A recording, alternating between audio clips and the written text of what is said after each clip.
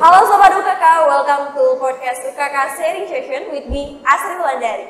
Oke, senang banget pada kesempatan kali ini kita kedatangan tamu spesial nih. Nah, pada kesempatan kali ini kita bakal ngebahas tentang bijak dalam mengatur keuangan. Wah, ini tema yang sangat krusial banget ya, teman-teman pasti tahulah tentang sistem budgeting. Gimana caranya kita supaya budgeting kita tuh jadi lebih baik. Nah, di sini sudah hadir narasumber kita. Di sebelah saya sudah hadir Ibu Bella Paradita SPD MA. Bu Bella ini adalah dosen dari akuntansi di UKK dan sudah mengajar sejak tahun 2011 ya Bu ya. Dan juga Ibu Bella ini aktif dalam penelitian mengenai keuangan dan juga audit. Bu Bella telah menyelesaikan S1-nya mengambil pendidikan akuntansi di Universitas Negeri Surabaya dan juga menyelesaikan S2 di Universitas Airlangga mengambil magister akuntansi. Oke, langsung aja kita tanya-tanya ke Bu Bella.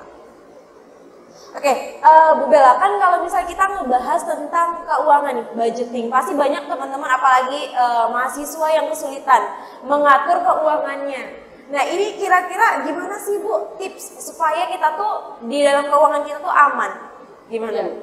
Ya itu tadi, kan kita supaya kita tips yang paling mudah, paling dasar lah untuk mengatur keuangan kita itu. Ya kita itu digunakan untuk menggunakan budgeting itu tadi.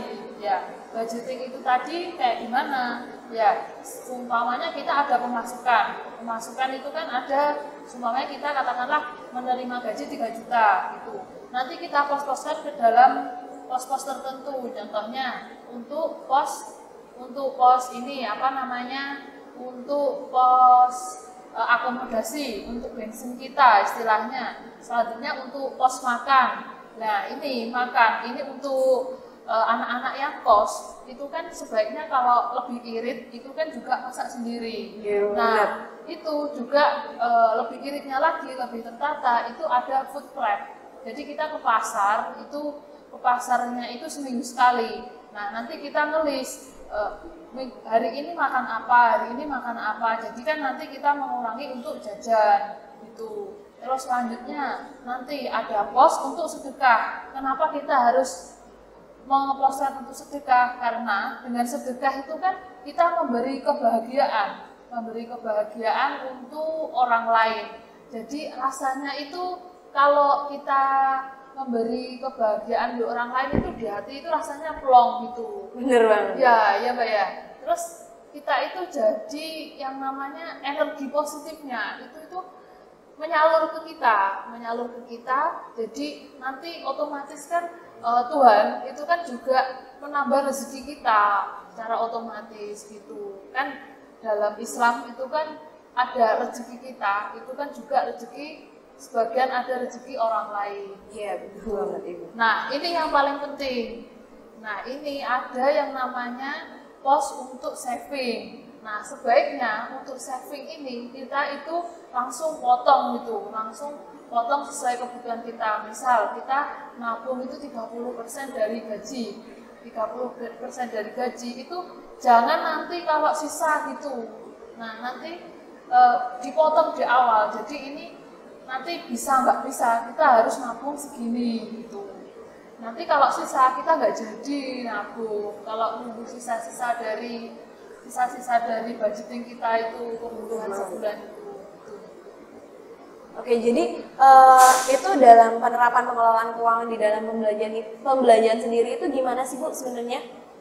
Gimana? Di dalam pembelanjaan. Ya, untuk pembelanjaan ya kita harus itu tadi mengeposkan pos-posnya itu dengan baik dan bijak itu tadi. Pembelanjaan kita itu kita harus membeli barang itu sesuai yang kita butuhkan untuk diri kita sendiri. Nah, maksudnya kita itu nggak flexing gitu loh. Maksudnya membeli barang itu tidak untuk kebutuhan kita untuk pamer. Kan seumpamanya saya itu beli sepatu yang harganya itu 3 juta. Padahal kebutuhan saya itu kan tidak 3 juta segitu. Mungkin saya beli harga sepatu itu 400.000 itu sudah cukup gitu. Kenapa saya harus membeli 1 juta, 3 juta itu tadi? Kan itu flexing namanya, sombong gitu. Nah, itu jadi memprioritaskan itu kebutuhan itu sesuai yang kita butuhkan. Jadi nggak berpengaruh apa pandangan orang lain. Gitu. Oke, itu berarti kan sebenarnya harus dijadiin habit ya Bu, di kebiasaan. Nah gimana sih Bu cara kita melatih habit itu supaya menjadi kebiasaan dalam pengaturan keuangan tersebut? Nah, untuk kebiasaan ini sendiri itu tidak bisa langsung ya Mbak. Iya benar. Tidak bisa langsung. Seumpamanya sekarang kita harus hemat, gitu. Kita harus hemat.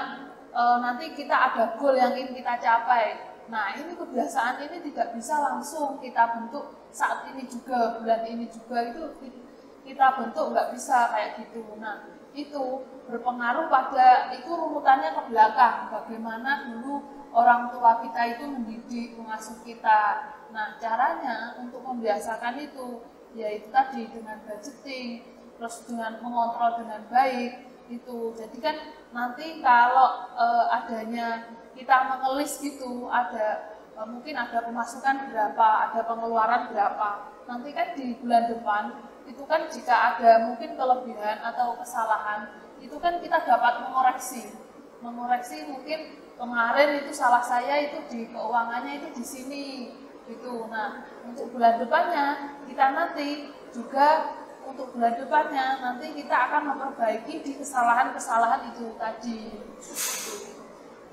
Jadi kita sebenarnya harus menambah pemasukan juga Bu ya? Iya betul. Nah ini kan Bu biasanya pemasukan dan pengeluaran ini nggak sebanding Bu ya? Biasanya pemasukannya lebih dikit, terus pengeluarannya lebih banyak. Nah itu gimana Bu sebenarnya Bu? Nah itu masalahnya yang terjadi di kaum milenial saat ini. Apalagi kan kita kenal dengan marketplace yang begitu banyak. Iya benar. Nah itu ada 12 lah, ada apa? Ada tanggal-tanggal kembar itu. Nah itu yang menjadikan kita boncos itu di situ. Nah itu kita harus kuat-kuat menahan diri. Nah kita tidak bisa juga mengandalkan hanya satu keran pendapatan, itu kurang kalau menurut saya. Contohnya kalau saya sebagai karyawan itu kan tidak bisa saya mengandalkan hanya saya sebagai dosen ini saja, kan juga tidak bisa. Saya harus menambah skill-skill yang lain.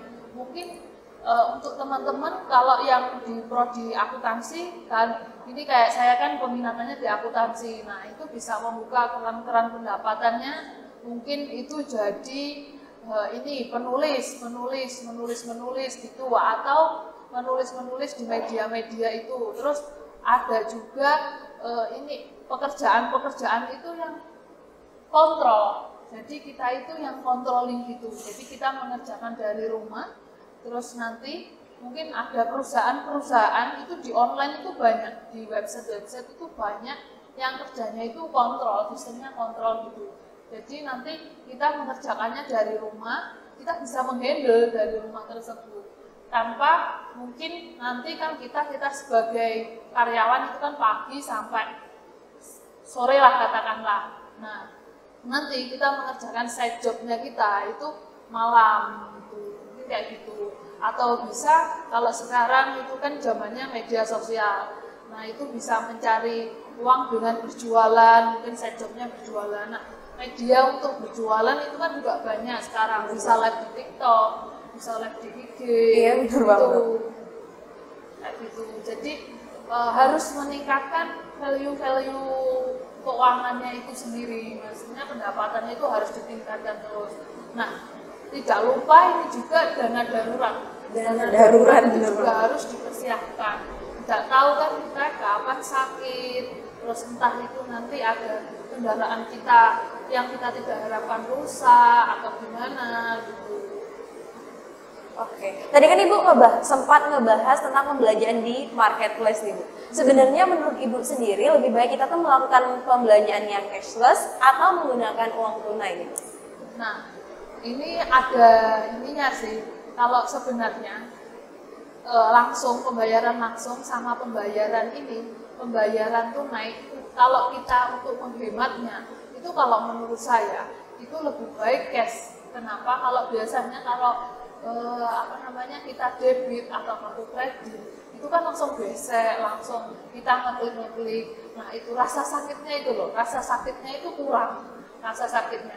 Nah, seumpamanya kita beli sepatu katakanlah 1 juta, nah, itu ada rasa sakitnya itu banyak gitu loh Mbak. Sakitnya itu banyak. Oh, uang ini 1 juta ini kan tumpuannya itu loh, tumpuan uangnya itu kan tebel. Jadi untuk kita membeli itu kayak eman-eman gitu sebenarnya. Kalau tinggal debit, gesek ATM itu kan dasar gitu, kita mencet ini token password gitu kan sudah selesai. Iya, rasa sakitnya itu kurang gitu. Jadi mending kalau menurut saya itu cash saja. Ya lebih baik cash ya Bu ya, daripada kita tiap orang itu beda-beda juga sih Mbak. Ya, tergantung debitnya. Oke. Mungkin kalau misalnya zaman sekarang ya Bu ya, untuk anak-anak yang sekarang itu lebih banyak ngikut tentang investasi nih Bu. Investasi, melakukan investasi. Nah, menurut Ibu sendiri gimana sih Bu instrumen investasi yang baik itu yang seperti apa? Iya. Nah, ini investasi itu kita seharusnya ini investasi kita ini kan sudah banyak banget. Ada saham, ada deposito, ada obligasi gitu. Nah, sebaiknya para pemuda-pemuda ini termasuk teman-teman mahasiswa ini harus melek yang namanya saham gitu. Nah, itu karena untungnya itu gainnya itu banyak sekali. Nah, katakanlah investasi itu karena kayak kita deposito menabung di bank. Saat ini kita menabung di bank itu kan katakanlah kita menabung di bank itu 1 juta. Nanti di tahun depan itu kan uang itu kan juga semakin banyak juga untuk tahun-tahun berikutnya. Jadi investasi itu juga penting sekali. Oke. Tadi kan udah dijelasin nih sama ibunya mengenai investasi, saving money, terus marketplace juga, terus perbedaan cash sama uang tunai ya Bu. Nah, dari teman-teman sendiri nih, baik yang di rumah maupun yang ada di sini ya, boleh mengajukan pertanyaan terkait topik kita pada hari ini, yaitu mengenai bijak dalam mengatur keuangan, tentang budgeting. Buat teman-teman yang ada di sini atau di rumah, boleh banget langsung bertanya kepada narasumber kita. Terima kasih atas waktunya. Saya ini mewakili seluruh manusia di Indonesia. Pertanyaan saya, apakah ketika kita membeli barang dengan berhutang, artinya kalau sekarang itu kan banyak kayak SPP dan segala macam ya. Nah, itu pinjol. Nah, apakah itu perlu dibalik atau kita kalau orang yang nggak bisa menahan untuk membeli sesuatu itu solusinya seperti apa kalau tidak dengan berhutang? Jadi berhutang itu apakah bagus apa ya, untuk kita yang keluar? Kan itu untuk keluar sehari-hari. Terima kasih. Oke, terima kasih. Nah, ini dengan adanya maraknya Shopee Paylater kayak gitu ya. Kalau menurut saya itu sebagai lebih baik kita menabung. Karena gimana? Kalau kita hutang-hutang itu kan nanti jadi kebiasaan, dan juga mungkin kalau kita pendapatannya itu fluktuatif, tidak menentu, itu nanti kan juga yang kerepotan kita sendiri. Nah, tipsnya mungkin kita ada target untuk menabung, itu katakanlah menabung itu harus dapat uang 2 juta atau 1 juta, mungkin 1 juta gitu ya. 1 juta mengumpulkannya itu 1 bulan gitu. Itu dengan set job yang lain. Nah, setelah uangnya terkumpul, nanti baru kita belikan. Soalnya kalau kita hutang, itu nanti kan kita juga menanggung bunganya itu. Nah, bunga itu kan juga cukup banyak juga. Gitu. Jadi dikuat-kuatin ini hati kita. Jadi dikuat-kuatin imannya. Oke. Oke, baik teman-teman, mungkin cukup sekian sesi tanya jawab kita pada hari ini. Mungkin dari Ibu ada closing statement buat teman-teman baik yang ada di sini atau yang ada di rumah, Ibu? Ya, sebaiknya teman-teman ini mulai memikirkan apa goal yang ke depan. Mungkin goal untuk 5 tahun ke depan saya ingin membeli apa, atau goal 3 tahun ke depan saya ingin membeli apa itu. Nah, seumpamanya saya ingin membeli tanah atau ingin membeli kendaraan gitu, yang nanti bisa menambah value kita gitu. Nah, karena investasi ini sesuatu yang sangat penting banget untuk kehidupan kita. Nah, karena ini menyangkut keberlangsungan hidup kita, kualitas hidup kita, itu salah satunya itu ditentukan oleh bijak dalam mengatur keuangan itu tadi. Mungkin dari saya itu.